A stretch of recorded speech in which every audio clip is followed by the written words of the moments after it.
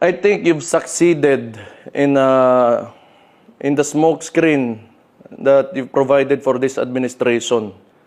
Na una, yung visit ni Marcos na tinatawag nila na a success where we got a 1% reduction of the 20% imposed tariff on us. So, tsaka yung baha dyan, ginagamit mo pa yung demise of the people, to divert real issues. So kung gusto mo talaga, dalawa lang yan. Either puntahan kita, tayo lang dalawa, magsama ka lang ng bodyguard mo para kung may mangyari sa'yo, at least may mag-alsa pa sa'yo sa hospital. Suntukan tayo na nag-iensayo na si Tory ngayon. However, ganito yan. Kung gusto mo lang talaga ng suntukan, bakit kailangan mo pa ng charity? Why do you need kailangan mo pang gamitin yung nangyayari ngayon na baha dyan sa Metro Manila? Gusto mo, puntahan kita, walang kamera, suntukan tayo, walang gloves. Bakit pa kailangan mo ng masyado ka mang masubis? Well, di ko alam kung if you're really serious about this, kung gusto mo yung charity na yan and you've laid some conditions, then let me lay my own conditions for the event. Kung serious ka talaga ha, but I cannot be there sa Sunday. I have other things to do. Pero Tuesday, available na ako.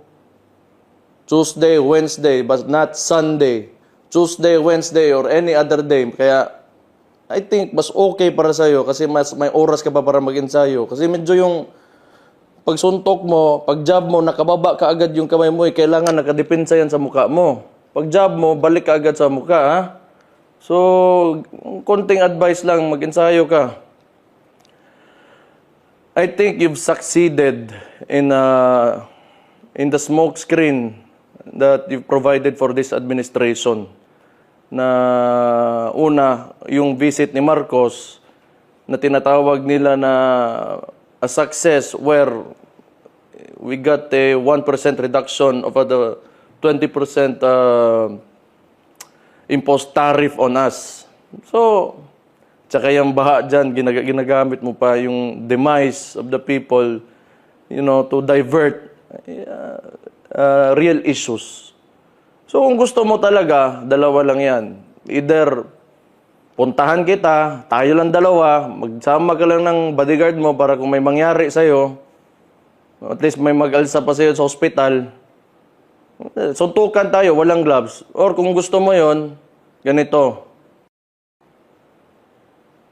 These are my conditions.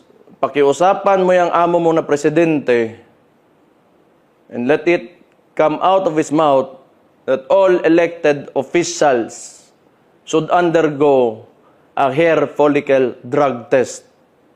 Papalagan ko yung charity mo na yan. So, wag lang Sunday, ilipat mo ng then kung papayag ka sa kondisyon ko, wala problema. Kung if it will answer the issues nitong bansa natin, I can do that. Matagal ko na rin, wag ka mag-alala, Tore, kasi matagal ko na talaga gusto makabugbog ng unggoy. So, wag lang Sunday. Kasi hindi mo nga ako, nagsiset ka na schedule na hindi mo ako kinakausap na maayos. Mag-usap tayo ng maayos. Tapos yung depensa mo, unahin mo muna. Medyo kapos eh. Okay naman yung suntok mo. May laban. May laban. Oh. Push up mo yung pinakiyod ba. Maganda. Sige.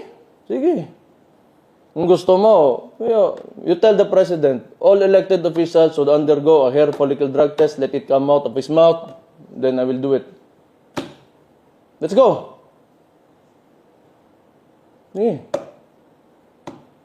Or, kung lalaki ka talaga, suntukan tayo.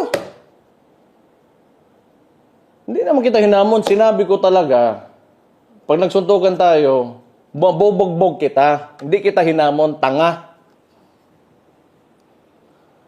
You're just as stupid as the journalist that asked you.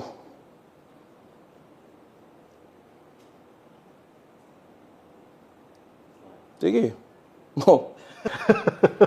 I think, klaro, no? That's your condition also kasi nag-set din siya ng condition. Hindi naman pwede one-sided. Di ba? Ano to eh? Both sides. This is entertainment. You know? O, sige, sakyan ko yung smoke screen nyo sa real issues about the GAA, the PhilHealth, and yung recent visit ni Marcos na 1% na china-champion niya ngayon. Sige. Pero yun ang request ko. Hair follicle drug test for all elected officials, including the President himself. Tubag!